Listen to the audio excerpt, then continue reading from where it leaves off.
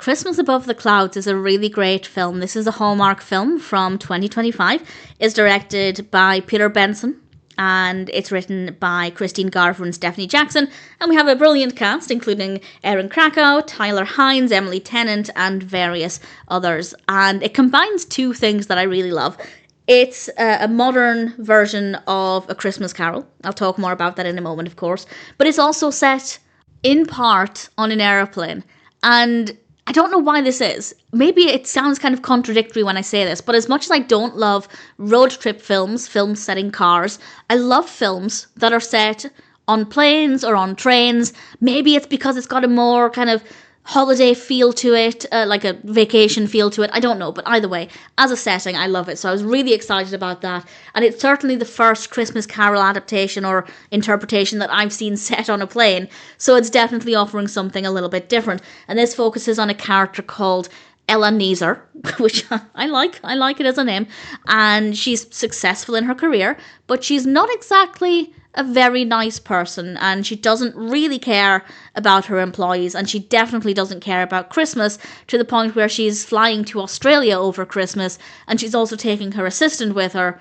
Her assistant has a family and a young child, and obviously she doesn't care. She's not concerned about that at all. She only cares about her own needs. It's a pretty classic character for this kind of story, not just with the whole Ebenezer Scrooge attitude, but there are a lot of modern versions of A Christmas Carol where we have a headstrong, powerful, successful female protagonist who does not care about their employees, and it works well. So I was looking forward to it, and I'm pleased to say the execution is brilliant. While she's in the air, she's visited by the various ghosts who take her to see Christmases past, present, and future, so that she can try and change her attitude and also reconnect with the true spirit of Christmas. Love the concept, love the setting, really brilliant execution. The Christmases we visit are often very Christmassy, so great if you are looking for something to get into the festive spirit. I wouldn't say it was over the top Christmassy, and I think that's because we do get some respite. I love sickly sweet Christmas films, but I know not everybody does,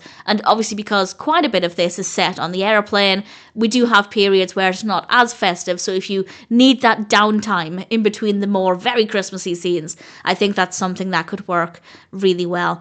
Interestingly, and it's not the only Christmas Carol film to do this, but I did find that Ella was written in a way that made her quite likeable, or at least I was rooting for her. I wanted her to change. Sometimes with these films, the characters are so nasty and unlikable that I don't even think they deserve this experience. They don't even deserve to be given a chance to change their ways. Whereas Ella, I did want the best for her, and I was hopeful that things would work out for her. So that really helps to follow the story emotionally and to really root for her and want the best for her, which definitely makes it more interesting. There are some, of course, emotional scenes and really moving moments.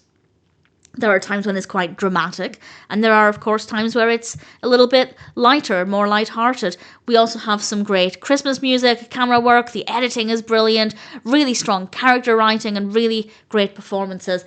I think it's safe to say I rather enjoyed Christmas Above the Clouds, and if you're a fan of A Christmas Carol in general and you like watching more modern adaptations, then of course this is one that I think is worth checking out. Even if you're not a huge fan of A Christmas Carol, because it's not a carbon copy, there are obviously a lot of differences. There are also a lot of similarities, but there are enough differences that you could still enjoy it, and ultimately it ticks every single box for me. I thought it was brilliant, and I'm very, very happy to recommend Christmas Above the Clouds.